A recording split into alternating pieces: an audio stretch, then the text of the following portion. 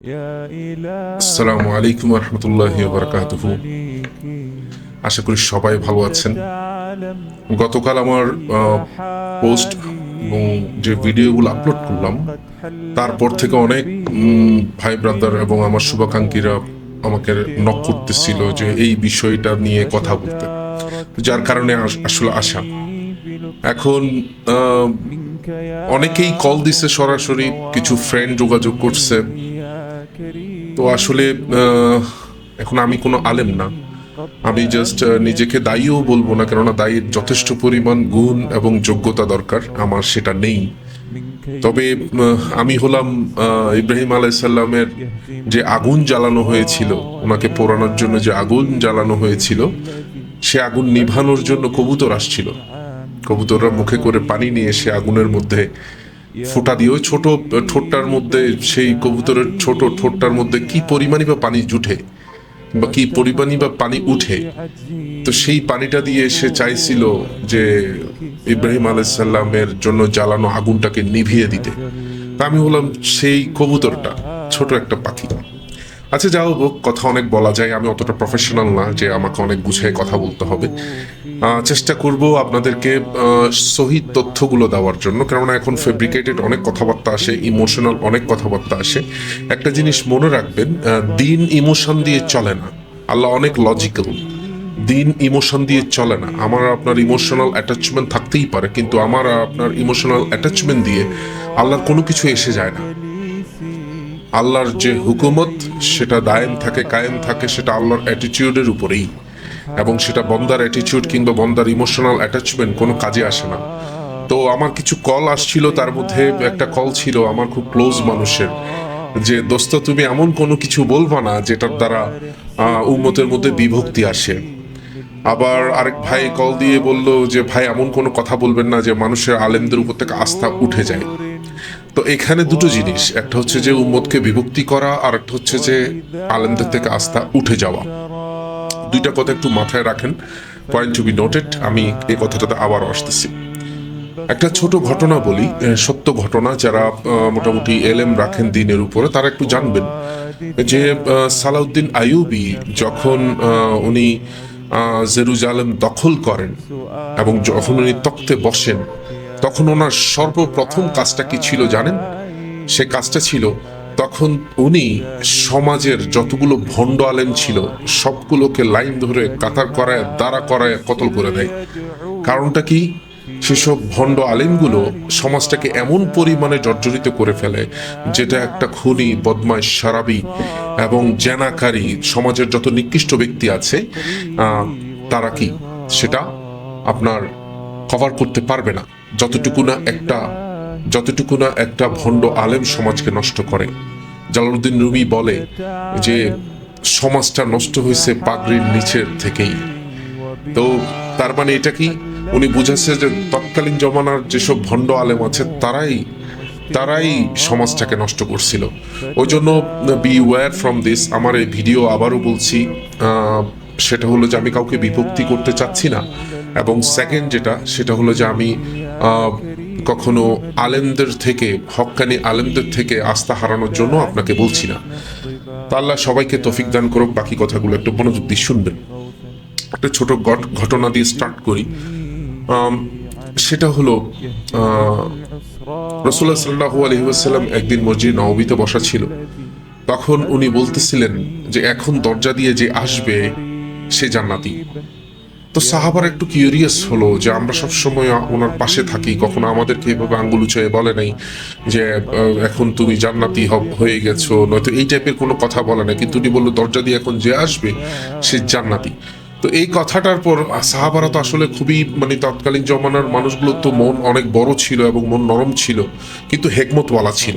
তারা এরকম ছিল না যে শুনলাম সাথে সাথে ব্যক্তি পূজায় লিপ্ত হয়ে গেলাম গিয়া, তারা ওরকম না।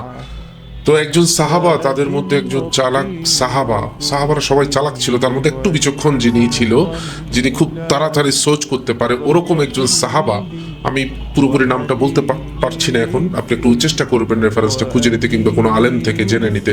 আশা করি সবাই জানেন ঘটনাটা। তো উনি তার সাথে সাক্ষাৎ করেন। একজন ব্যক্তি আসলো, সে 2 রাকাত নামাজ পড়ে চলে গেল। তো উনি ওর পিছনে নেয় এবং বাসা পর্যন্ত যায় এবং বলে যে আমি আপনার বাসায় মেহমান থাকবো 3 দিনের জন্য। তৎকালীন আরব সমাজের মধ্যে এটা একটা প্রথা ছিল, কেউ যদি মেহমান থাকতে চায় তাকে যেন মেহমানদারি করা হয় 3টা দিন পর্যন্ত। তো ওই সাহাবা, ঘটনা অনেক লম্বা, ওই সাহাবা অনেকদিন এই 2-3 দিন ট্রাই করলো যে তার মধ্যে এমন কি গুণ আছে যে গুণটার কারণে রাসূলুল্লাহ সাল্লাল্লাহু আলাইহি ওয়াসাল্লাম তাকে জান্নাতি বলছেন, যে ও জান্নাতে যাবে, এই কথাটা বলছে। তো সাহাবা কি করলো, তাকে ফলো করলো। ফলো করার পর তার উঠা বসা, চলাফেরা, তার লেনদেন সবকিছু অবজার্ভ করলো। অবজার্ভ করার পর 3য় দিন তাকে জিজ্ঞেস করে যে আপনি এমন কি কাজ করেন রাসূলুল্লাহ সাল্লাল্লাহু আলাইহি ওয়াসাল্লাম আপনাকে জান্নাতি বললো। আসলে তো আমি আপনার কাছে মেহমান হওয়ার উদ্দেশ্য সেটাই, যে রাসূলুল্লাহ সাল্লাল্লাহু আলাইহি ওয়াসাল্লাম আপনাকে বললো যে এখন এই মুহূর্তে যে ব্যক্তিটি ঢুকবে মসজিদে, তার কপালের মধ্যে আল্লাহ জান্নাত লিখে রাখছে। আল্লাহ যেটা জানাই, আল্লাহুল আলম, আল্লাহ যা জানে তা রাসূলুল্লাহ সাল্লাল্লাহু আলাইহি ওয়াসাল্লামকে জানায় এবং উনি সেটা মানুষকে জানাই। তো ওর মধ্যে এমন একটা গুণ ছিল যেটার কারণে হয়তো আল্লাহ তাআলার রাসূল তাকে জান্নাতি বলে। তো এখন কি হলো, সাহাবা জিজ্ঞেস করলো, তখন ওই সাহাবা বলতেছে, উনিও সাহাবা ছিলেন, বলতেছে আমি তো তেমন কোনো কাজ করতে পারি না। উনি অনেক খোঁজার চেষ্টা করলো তার মধ্যে কি, পরে হঠাৎ করে উনি বললো যে না, আমি একটা কাজ করি ছোট, সেটা হলো যখন আমি রাতের বেলা ঘুমাতে যাই তখন সবাইকে মাফ করে দিই। এখন কথাটা কিন্তু আসলে, ঘটনাটা বলার উদ্দেশ্য এটা না যে সে মাফ করে দেয় যার কারণে তাকে জান্নাতি বলছে, তার দিলের মধ্যে কারো সম্পর্কে খারাপ ধারণা রাখে না যার কারণে তাকে জান্নাতি বলছে। ন, এখানে আমার পয়েন্ট অফ ভিউ হলো সেই সাহাবা তার সাথে থাকছে, খাইছে, বসছে, উঠছে এবং তারপর তাকে সাজেস্ট করছে যে আদতে তার এই কথাগুলো আমি নিব কি নিব না, তার সাথে আমি মিশবো কি মিশবো না, কিংবা তার কথা গ্রহণ করা যায় কি যায় না, তার আদব আখলাকের কোন জিনিসটা আমি তাকে ফলো করব। তো এখন এই ব্যাপারটাকে বলা হয় তাহাকিক করা, যেটা আজকালকার সমাজ থেকে উঠে গেছে। মুসলমান জানে না, অনেক মুসলমান জানে না যে তাহাকিক করাটা কি। মানে আমাকে কেউ একটা কোনো কিছু বললো আর আমি সাথে সাথে তা বিশ্বাস করে ফেললাম যাচাই বাছাই না করে, সেটাকে তাহাকিক বলা হয়, যে যাচাই বাছাই করা। এখন বর্তমান সমাজে এখন দিন প্রচার অনেকেই করতেছে, এক একজন এক একভাবে দিন প্রচার করতেছে, এক একজনের দিন প্রচারের ধরন এক এক ধরনের, ইন্টেনশন এক ধরনের। দিনের দ্বারা কেউ টাকা খরচ করতেছে দিনের রাস্তায়, দিন প্রচার করতে কেউ টাকা খরচ করতেছে, আবার কেউ দিন প্রচার করে টাকা নিচ্ছে।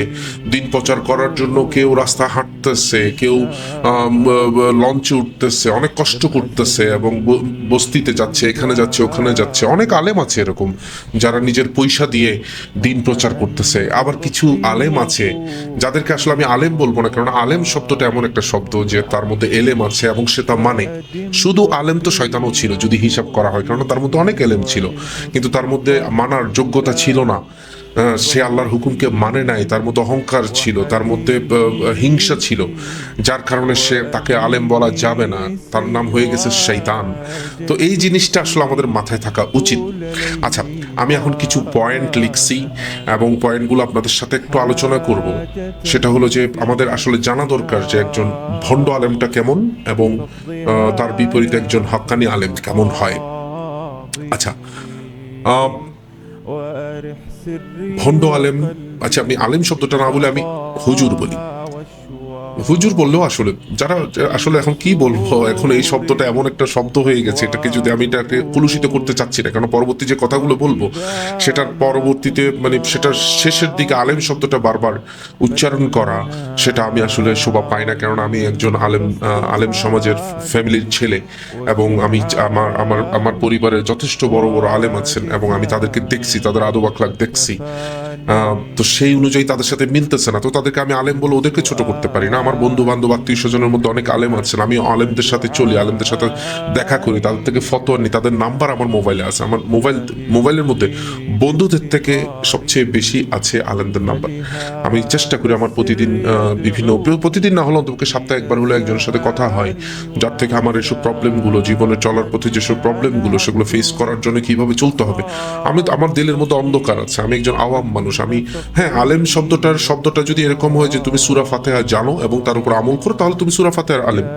আর যদি এখন তথাকথিত সমাজের মধ্যে আলেম শব্দটাকে যেভাবে ইউজ করা হচ্ছে, যে তাকে দাওরা হাদিস পাশ করতে হবে, তাকে মাস্টার্স এবং বিভিন্ন ধরনের যেসব মাদ্রাসার মধ্যে বিভিন্ন ডিপার্টমেন্ট আছে সেগুলো পাশ করার পর তুমি আলেম টাইটেলটা পাবা, তো সেই অনুযায়ী যদি হিসাব করে তাহলে আমার মধ্যে ওরকম কোনো সার্টিফিকেট নেই। আমি যেসব জিনিসগুলো জানি তার উপর আমল করি, তো সেই হিসাবে আমি আপনাদের সামনে কথা বলতেছি, তো সেটা হচ্ছে যে আলাদা জিনিস। কিন্তু একজন আলেমের যে যোগ্যতা এবং গুণ থাকতে হয়, সেই অনুযায়ী কেউ যদি না মানে তাকে আমি আলেম বলতে পারবো না। আচ্ছা, পয়েন্টগুলো শুনেন। সত্য গোপন করা। ভণ্ড আলেমরা দুনিয়াবী স্বার্থের জন্য আল্লাহর বিধানকে লুকিয়ে ফেলে এবং বিকৃত করে। আল কোরআন এর মধ্যে বলেন, যে ব্যক্তি আল্লাহর নাজিলকৃত কিতাব গোপন করে তারা নিজের পেট আগুন দিয়ে ভরে। সূরা আল বাকারা আয়াত 174। এখন ঘটনা হলো যে সত্যকে গোপন করা। আপনি এখন সমাজের মধ্যে এরকম অনেক আলেম পাবেন যারা কিনা সত্যকে গোপন করে। তারা আল্লাহ যে হুকুমটা নাজিল করছে সেটাকে বরাবর প্রকাশ করে না। বিগত সময়গুলোতে দেখছি যে সেখানের মধ্যে জিহাদের কোনো কথা বলা হতো না, সৎ কাজের আদেশটা কিভাবে করতে হবে, অসৎ কাজের নিষেধটা কিভাবে করতে হবে, সৎ কাজের আদেশে পিঠে হাত বুলিয়ে বলতে হবে, অসৎ কাজের নিষেধে কলার চেপে ধরতে হবে। তো এই জিনিসগুলোকে তারা গোপন করে এবং আল্লাহর ফতোয়াগুলোকে তারা, আপনি একটু মসজিদের মধ্যে দাঁড়ান, যিনি মিম্বরের মধ্যে বসে রয়েছেন, মিম্বরের মধ্যে বসে রয়েছেন, দেখবেন উনি কমিটিকে খুশি করার জন্য বলতেছে, সুদ নিয়ে বলতেছে না, ঘুষ নিয়ে বলতেছে না, মানুষের উপর জুলুম করা নিয়ে বলতেছে না। তো এইসব জিনিসগুলো আসলে সত্যকে গোপন করা। তো ভণ্ড আলেম সবসময় সত্যকে গোপন করবে। আর সেকেন্ড সেটা হচ্ছে কথা এবং কাজের মধ্যে অসঙ্গতি। আমি কতক্ষণ আগে যেটা বলতেছি যে সাহাবা তাকে ফলো করলো, রাসূলুল্লাহ সাল্লাল্লাহু আলাইহি ওয়াসাল্লাম যে কথাটা বলছে যে ও জান্নাতি, যার কারণে তাকে ফলো করছে। তো ফলো করার কারণটা কি? যে তার কথা এবং কাজ এবং তার যে চলন বলন, সেটা রাসূলুল্লাহ সাল্লাল্লাহু আলাইহি ওয়াসাল্লাম যেরকম বলে দিছে যে মানুষের আদব আখলাক এমন হতে হবে, তার মধ্যে আমার সুন্নাত থাকতে হবে, রাসূলুল্লাহ সাল্লাল্লাহু আলাইহি ওয়াসাল্লাম যেরকম দেখাই দিছেন, তো সেই অনুযায়ী সে মানতেছে কিনা, তো তার সাথে কথা এবং কাজের সাথে মিল আছে কিনা। সে মানুষকে সৎ কাজ আদেশ করতেছে কিন্তু সে নিজে সৎ কাজ করতেছে না।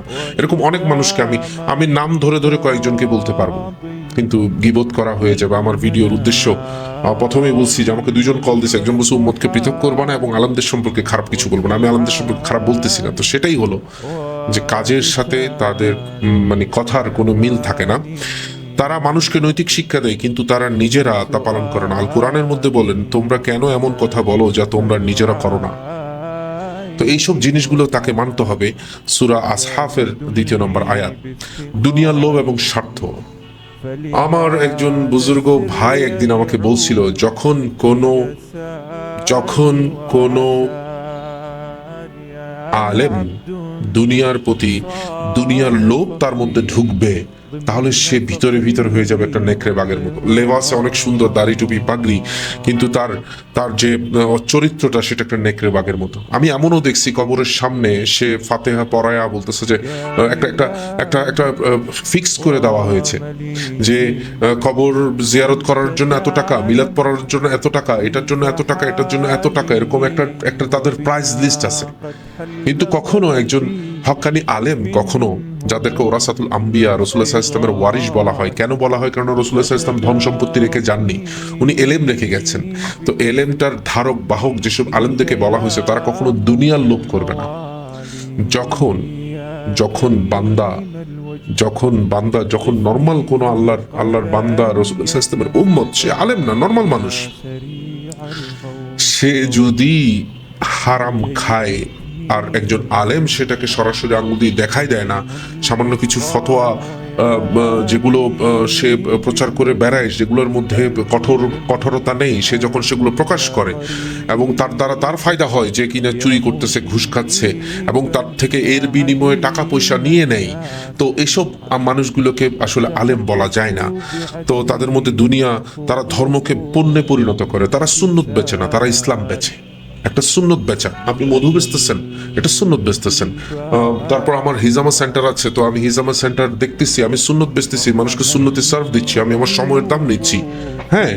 তো এখন যে জিনিসটা ওমর রাদিয়াল্লাহু তাআলা আনহু, হায়াতুস সাহাবার মধ্যে লেখা আছে, ওমর রাদিয়াল্লাহু তাআলা আনহু বলল যে এ আলেমগণ, তোমরা যারা দ্বীন প্রচার করতেছো, তারা যদি কোরআনের বিনিময় নাও, তাহলে তোমাদের আগে বেশ্যা মহিলারা জান্নাতে চলে যাবে। কিন্তু বেশ্যা মহিলারা আসলে কখনো জান্নাতে যাবে না, তো তার মানে সে আলেমও কখনো জান্নাতে যাবে না। কিন্তু ওই মুহূর্তের সবচেয়ে তাকওয়াবান আলেম হলো যে সেই, সবচেয়ে তাকওয়াবান আলেম হলো যে সেই, যে মাদ্রাসাতে পড়াচ্ছে, যে মসজিদের মধ্যে নামাজ পড়াচ্ছে, যে দিনের প্রচার বিভিন্ন জায়গার মধ্যে যখন সে যায়, সে তার ওই সময়ের মূল্যটা সে নেয়। সময়ের মূল্য নেওয়া আর কোরআন বেচা সেটা দুই জিনিস। আজকে সোসাইটির মধ্যে কোরআন বেচতেছে, কেমনে বেচতেছে, সে স্টেজে উঠে সে দরদাম করতেছে। আমি আপনাকে আসলে এখন যদি আমি ভিডিওগুলো যদি আপলোড করি, তাহলে দেখা যাবে যে অনেকগুলো ভিডিও এমন দেখা যাচ্ছে যে টাকার জন্য সে বয়ান না করে চলে গেছে। তো বোঝা যায় যে তার মধ্যে দুনিয়ার লোভ আছে। সে নেইম আর ফেম চাই, সে তার সুন্দর ভয়েস দিয়ে মানুষকে আকৃষ্ট করতে চায় এবং মানুষকে মন ভোলানো কথা বলে তাদের থেকে টাকা আদায় করে। আচ্ছা গেল। আর হচ্ছে মিথ্যা ফতোয়া প্রদান। তারা দেখা যাবে যে তারা টাকার বিনিময়ে ফতোয়া বেচতেছে, নিজেদের স্বার্থে এবং ক্ষমতাবানদের খুশি করার জন্য ইসলামিক বিধান পরিবর্তন করে ফেলে।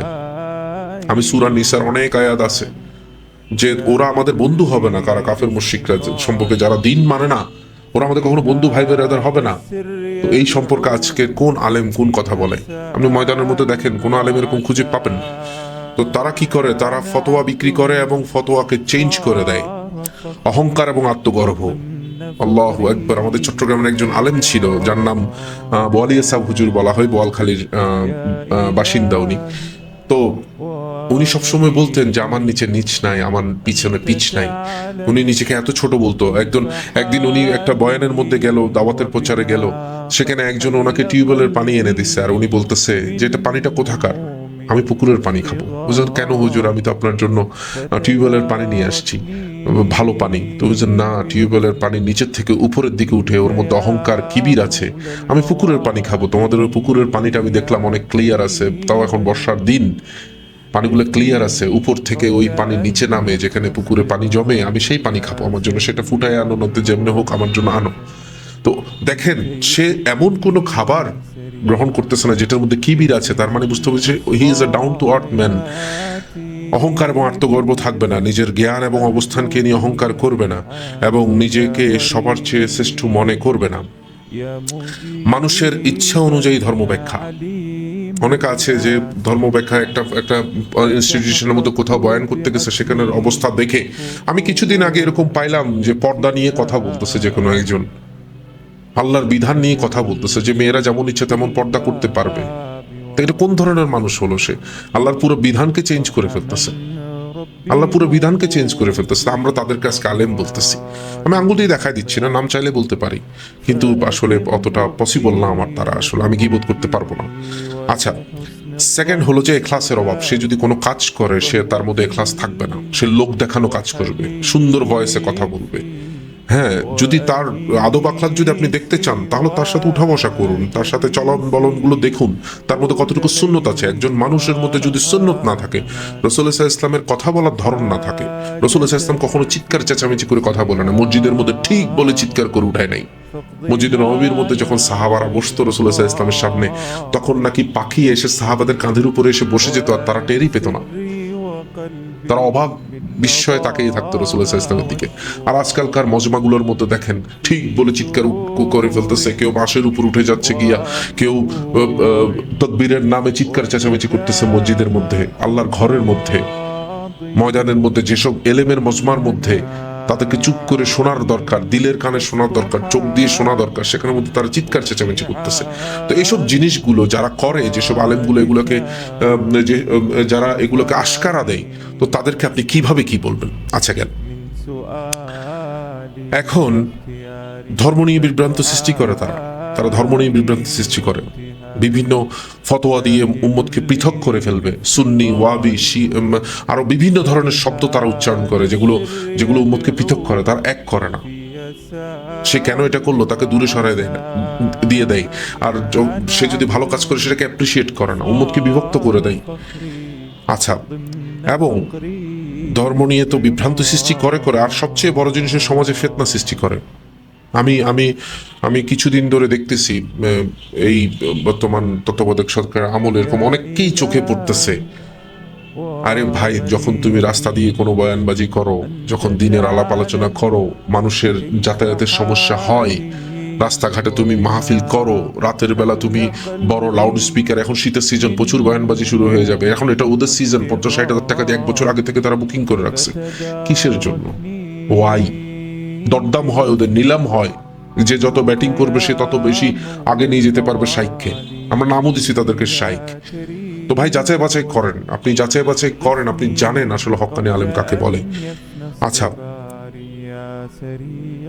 এই গেল, আমি অনেক বলে ফেললাম, এরকম আরো অনেক কিছু পাবেন আপনি হক্কানি আলেমদের বিপরীতে। যারা আজকে দুষ্টু আলেম, যারা ফিতনা সৃষ্টিকারী আলেম, তাদেরকে আপনি দেখতে পারবেন সোসাইটিতে। তো ওসব আলেমগুলো থেকে পৃথক করে যখন আপনি একজন হক্কানি আলেম খুঁজে পাবেন, তো সেসব আলেমগুলো যখন আপনি একটা দেখবেন, চিনি যখন নাড়া দেওয়া হয় তখন বালি নিচে পড়ে যায় গিয়া, পানির সাথে চিনি মিশে যায়, আর বাকি যেটা থেকে যায় সেটা বালি। আমি এতক্ষণ আপনাকে ভণ্ড প্রতারক আলেমদের কথা বলতেছি, এখন হক্কানি আলেমদের কথা খুব কম বলবো, কেননা হক জিনিস এবং সত্য জিনিসের বেশি গুণ থাকতে হয় না, সেটা মনকে শান্তি করে দেয়। তারপর আমি কিছু পয়েন্ট বের করছি, পয়েন্টগুলো একটু শুনুন। হক্কানি আলেমদের গুণাবলী, তারা আল্লাহ ভীতি থাকবে, তারা প্রচন্ড পরিমাণ আল্লাহকে ভয় করবে। কোনো কথা বলার আগে, চলন বলন করার আগে সে তার জন্য কোনো একটা হাদিয়া তহফা আনছে, তার সাথে সে তাহকিক করবে যে ভাই আপনার ইনকাম সোর্স কি। সে খাবারটা চট করে খাবে না। আমরা এখন যাত্রার বাসায় চলে যাচ্ছি খেতে, তার ইনকাম সোর্স কি সেটা আমি জানি না।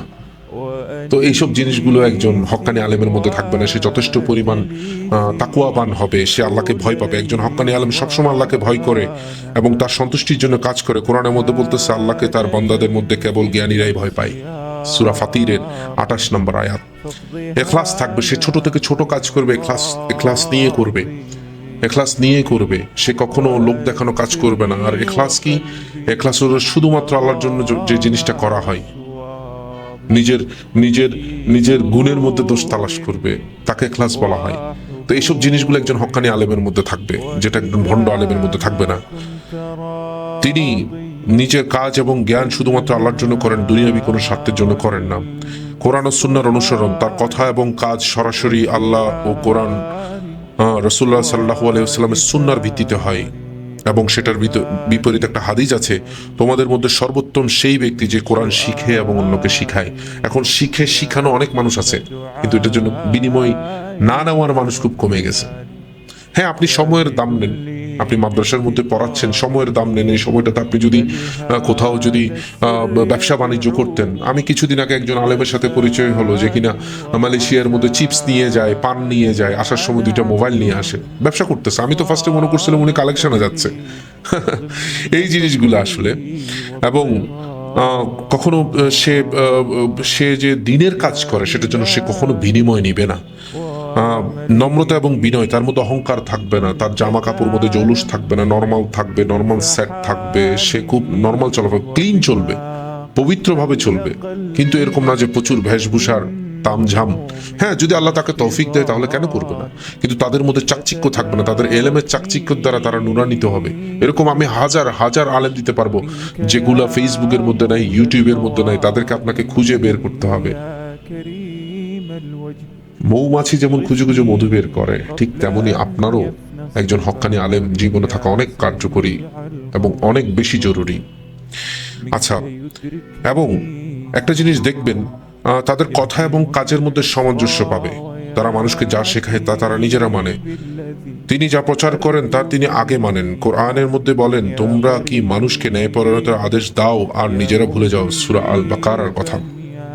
জ্ঞান অর্জনের আগ্রহ, তারা একটা জিনিস মনে রাখবেন যে হক্কানি আলেমের পাশে সবসময় এলেমওয়ালারা ঘুরবে। এখন এলেমওয়ালারা কারা? তালেবুল এলেমওয়ালারা কারা? যারা এলেম তলব করে সেটাকে ইউজ করে মানুষকে ছোট করার জন্য।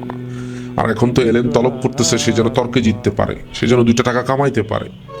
আসল এলেমওয়ালাদের মধ্যে শুধুমাত্র মাদ্রাসার স্টুডেন্ট হবে তা না। একজন এলেমওয়ালা, যেমন আমি বড় বড় আলেমদের কাছে যাই, হক্কানি আলেমদের কাছে যাই, ওনাদের কাছ থেকে এলেম নিতে যাই, তো হক্কানি আলেমদের আশেপাশে এলেমের তলবকারীদেরকে আপনি পাবেন। মৌমাছি যেরকম মধুর চাককে ঘুরে ফিরে রাখে, ঠিক হক্কানি আলেমরাও বড় বড় আলেমদের দরবারের মধ্যে তাদেরকে দেখবেন, তারা সবসময় এলেমের তালাশে থাকে। আচ্ছা, এবং মানুষকে আল্লাহর পথে ডাকে, যে কাজটা আজকে অনেক আলেমই করতেছে মনে হচ্ছে, কিন্তু তার বিনিময় যেহেতু নিয়ে ফেলে, তাহলে তার ডাকাটা তার জন্য ক্ষতির কারণ হয়ে যাবে হাসরের ময়দানে, কিয়ামতের মাঠে, হ্যাঁ, কিয়ামতের দিন। হ্যাঁ, যখন হাসরের ময়দান কায়েম হবে কিয়ামতের পর, তখন জিজ্ঞেস করা হবে যে তুমি তোমার জ্ঞান কোথায় অর্জন করছো, কোথায় খরচ করছো। এবং অনেককেই বলা হবে তুমি তো ফেমাস হওয়ার জন্য জ্ঞান অর্জন করছো। তো সেই সময়টাতে তারা ধরা খেয়ে যাবে। মানুষ দুনিয়ার লোভ থেকে মুক্ত, তার মধ্যে দুনিয়াবি কোনো লোভ থাকবে না। একটা জিনিস সুন্দর কথা বলি, যেহেতু আল ওলামা ওরাসাতুল আম্বিয়া, ওলামারা হচ্ছে যে আম্বিয়াদের ওয়ারিশ। আমরা একটা ছোট একটা কথা বলি, এটা একটা ঘটনা কোরআনের মধ্যে আছে। সুলাইমান আলাইহিস সালামের কাছে যখন বিলকিস যখন দেখা করতে আসে, তখন সে স্বর্ণের একটা টুকরা নিয়ে আসে, একটা ইট নিয়ে আসে। তো সুলাইমান আলাইহিস সালাম তো আল্লাহর নবী, উনি জেনে গেছিল যে ও ইট নিয়ে আসতেছে। এখন ইট আর সুলাইমান আলাইহিস সালামের ঘটনা না, ছোট্ট একটা জিনিস। সেটা হলো বিলকিস চাচ্ছিল, কুইন্দা শিবা বলা হয়, শিবা এটা ইহুদিরা বলে, নয়তো খ্রিস্টানরা বলে, তো আমাদের ধর্ম তো বিলকিস জানি আমরা। তো রানী বিলকিস যখন আসতেছিল, তখন সে দেখতে চাচ্ছিল যে যদি সে নবী হয়, যদি সে নবী হয়, তার মধ্যে দুনিয়াবি কোনো কিছু হাসিলের জজবা থাকবে না, সে তাকে মুসলমান করতে যাবে। আর যদি সে বাদশাহ হয়, নর্মাল একজন বাদশাহ হয়, তাহলে সে হাদিয়াটা গ্রহণ করবে, কারণ বাদশাদের সিফত। তো সুলাইমান ইসলাম কি করছে, কত বড় হিকমতওয়ালা দেখেন। তার থেকে দুনিয়া সে চায় না, আল্লাহ ওনাকে যা দিছে তার ক্ষমতা বলে উনি কি করলো, উনি কি করছে, পুরা জমিন স্বর্ণের ইট দিয়ে, স্বর্ণ দিয়ে ঢেকে দেয়, আর একটা অংশ খালি রাখে। তো বিলকিস যখন আসতেছিল, তখন দেখতেছিল একটা অংশ খালি পড়ে রয়েছে, আর ওর হাতে একটা ইট, স্বর্ণের ইট। এখন উনি চিন্তা করলো, চারদিকে এত তামঝাম, এত অবস্থা, না জানি উনি কেমন। এখন আমি যদি এই জিনিসটা ওনার কাছে নিয়ে যাই, তাহলে তো মনে হবে আমি এটা চুরি করে নিয়ে গেলাম। এখানে দুটা জিনিস, একটা জিনিস হলো যে বিলকিসের হাদিয়া নেওয়া, আর সুলাইমান ইসলামের হাদিয়া গ্রহণ না করা। এখানে আমি যদি ইলাবোরেট করে বলতে চাই, তাহলে হয়তো আমার একজন আলেমকে পাশে রেখে কথাগুলো বলতে হবে, আপনারা একটু তাহকিক করে নিয়েন। এটা একটু একটু একটু ইন্টারনাল কথা, একটু গভীর কথা, এটা একটু কাইন্ডলি জেনে নিবেন। তো রানী বিলকিস থেকে উনি কোনো হাদিয়া নেননি, ওনাকে দিন দিছে। দিনের বদলে যে হাদিয়া নেওয়া উচিত না, সেটা সুলাইমান ইসলামও বুঝায় দিছে। আল্লাহ ওনাকে ওরকম ক্ষমতা দিছিল। আমাদেরকে যে পরিমাণ ক্ষমতা দেয়, সেটার উপর ভিত্তি করে আমরা একটু তাকে অবলম্বন করি না, একটু ইখলাস অবলম্বন করি না, কিন্তু দেখা যায় না, খুব কম। খুঁজে বের করতে হবে, রাস্তাঘাটে পাবেন না আপনি এরকম আলেম, হক্কানি আলেম পাবেন না। খুঁজে বের করতে হবে তাদেরকে, তারা কোনো লাইমলাইটে থাকে না, তাদেরকে দেখে মনে হবে না, খুঁজে বের করেন। আমাকে একজন আলেম বলতো, যে বেশি জানে তাকে মেনো না, যে কম জানে কিন্তু মানে তাকে মানো। উম্মার ঐক্য বজায় রাখে, উম্মাকে এক রাখার জন্য মেহনত করে, উম্মাকে পৃথক করে না। আজকে সমাজে দেখেন ফতোয়া দিয়ে দিয়ে দিয়ে দিয়ে আলেম বলতেছে সে নিজেকে, কিন্তু কত পৃথক করে ফেলে, কত পৃথক করে ফেলে। এগুলো আপনি, এটা আপনার সীমার বাইরে চলে যাবে, আপনার চিন্তাধারার বাইরে চলে যাবে। কোন আলেম, হক্কানি আলেম, কখনো সে উম্মতকে পৃথক করবে না, উম্মতকে জোড়াবে, উম্মতকে জোড়ানোর মেহনত করবে, উম্মতকে জোড়ানোর মেহনত করবে। সহনশীলতা এবং ধৈর্য, তাদের মধ্যে ধৈর্য থাকে, সহনশীলতা থাকে, এবং তারা গীবতকারীও হয় না। তারা অন্যের নামে বড় বড় মজমা বানায়া, মাঠ জমায়া অন্যের নামে গীবত করে না। বাই দ্য ওয়ে, ফেসবুক দেখে দেখে বয়ান করে না। আমি একটা অডিও ক্লিপ দিয়েছিলাম আমার টিজারের মধ্যে, এই বয়ানটা, মানে আমি যে কথাগুলো বলতেছি সেটা টিজারের মধ্যে দিয়েছিলাম। হলিউড বলিউডের এক নায়িকাকে নিয়ে একজন আলেমে কথা বলতেছে, খালি একটু শুনেন। রাশমিকা মান্দানা নাম শুনেছেন? এই মহিলার দিকে একটু আল্লাহর নাম নিয়ে তাকাবে, দেখেন তো কি সুন্দর করে আল্লাহ তারে বানিয়েছে। তো এই জিনিসটা মাথায় রাখা জরুরি। সে কখনো কোনো আসবাবের মুখাপেক্ষী হবে না, তার দিল থেকে কথা আসবে। সে যেটার উপর আমল করে, তার দিল থেকে কথা আসবে।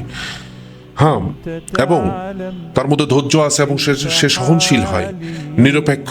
সে কখনো পক্ষপাত করে না, কখনো সে পক্ষপাত করবে না যে ও আমাকে মানে, ও আমার মুরিদ, ও আমার অমুক, ও আমার তমুক, ও আমার আত্মীয়। ওর জন্য এক ফতোয়া এক ধরনের, ও আমাকে মানে না, তার জন্য এক ধরনের ফতোয়া। এটা কখনো করবে না।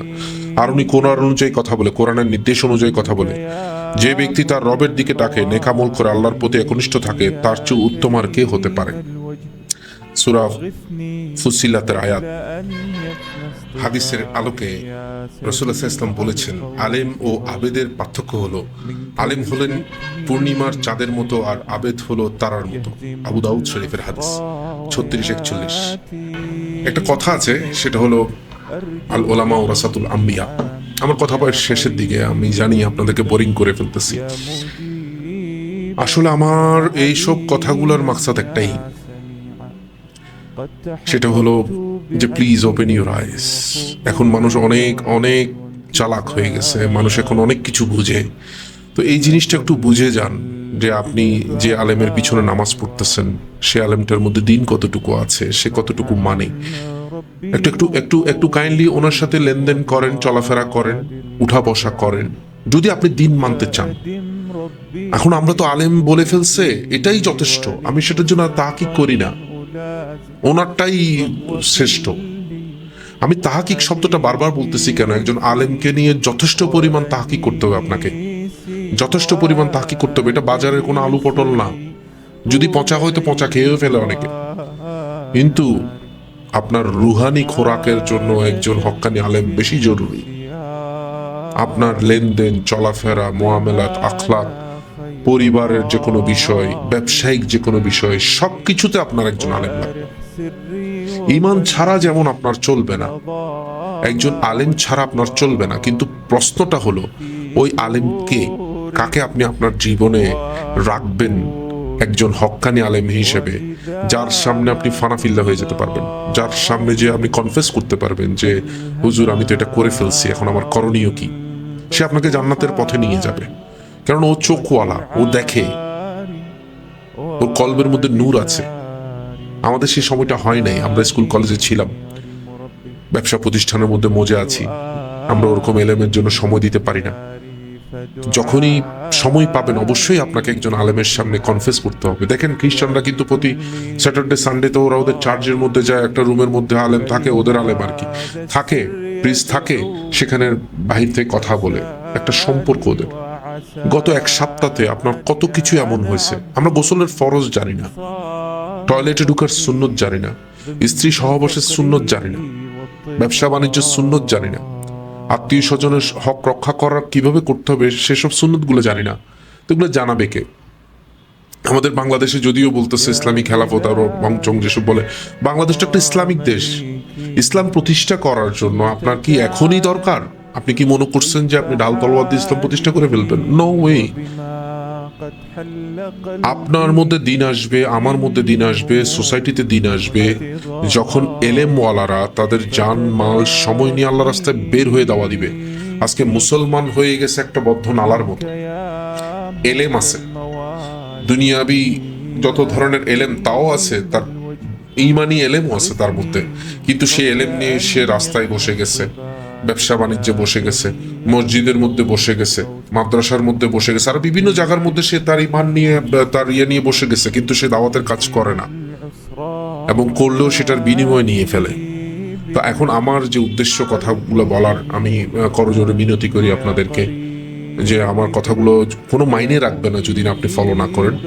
আমি তো একজন নাচিস্ট বান্দা, তো আমার কথাগুলো আসলেই জানি না আপনার কেমন লাগবে। আমাকে ফলো করেন কিংবা শেয়ার করেন, is up to you, but আপনার জন্য আমি বলতেছি, প্লিজ একজন হক্কানি আলেমকে আপনার জীবনের পাথেয় বানায় ফেলেন এবং তার সান্নিধ্যে থাকেন, তার সাথে উঠা বসা করেন, তার চলাফেরা দেখেন। রাসূল সাল্লাল্লাহু আলাইহি ওয়াসাল্লামের নবুয়ত নিয়ে সালমান ফার্সি অনেক দূর থেকে আসছে, ওনার সাথে লেনদেন করছে, তারপর যখন জানছে যে না ওনার লেনদেন ঠিক আছে, ওনার আখলাক ঠিক আছে, তারপর যায় সিলমোহর পিঠের মধ্যে আছে কিনা দেখছে, আগে দেখছে আখলাক। এবং আমরা চেষ্টা করব একজন আলেমের আখলাক খুব কাছ থেকে দেখব। উনি যেটা স্টেজে বলে তা না, ওনার বিবির সাথে তার সম্পর্ক কিরকম, তার বাচ্চার সাথে তার সম্পর্ক কিরকম, তার আত্মীয় স্বজনের সাথে তার সম্পর্ক কিরকম, এগুলো সবগুলো জেনে তাকে আমি মানব। এবং তার এই মানাটা যদি জিহাদের ময়দানে যে রক্ত দিয়ে দেওয়া হয়, তাহলে আল্লাহর কাছে আপনি কবুল হবেন। কিন্তু না, আপনি যদি মনে করেন যে না তার কথা অনুযায়ী আমি আরেকজনের মাথা ফাটা ফেলবো, আরেকজনকে পিটাবো, ধরবো, মারবো, এই ফেরকা, বিভিন্ন ধরনের ফেরকা নিয়ে কথাবার্তা বলবো, তর্কে জড়াবো যে না আমার শাইখ যা বলছে তাই ঠিক, আপনার জাহান্নামের কারণ হবে। অনেক কথা বললাম, আল্লাহ আমাকে আমল করার তৌফিক দান করুক, আপনাকে আমল করার তৌফিক দান করুক। আবারও বলবো, নিজের পরিবারকে সময় দেন, নিজের পরিবারকে দাওয়াতের উপরে তুলেন, আমলের উপরে তুলেন, ইমানের মেহনত করান, বিবিকে পর্দা করান, বাচ্চাকে ইলমে দ্বীন শিক্ষা দেন, নিজে দ্বীন মানেন। আপনি নিজে পরিবর্তন হন, আমি নিজে পরিবর্তন হই, এবং এই পরিবর্তনের জন্য অবশ্যই একজন হক্কানি আলেম, একজন হক্কানি রাব্বানি আলেম যার সাথে আল্লাহর সম্পর্ক আছে, তার সাথে আমার সম্পর্ক হওয়া জরুরি। আসসালামু আলাইকুম রহমতুল্লাহ। আমার সাথে থেকে এতক্ষণ আমার কথাগুলো শোনার জন্য আপনাকে অনেক অনেক ধন্যবাদ। জাযাকাল্লাহ খাইরান। ভালো থাকবেন, সুস্থ থাকবেন। আসসালামু আলাইকুম। الله الله ربي لا شريك له، الله الله معبودي وملتحدي.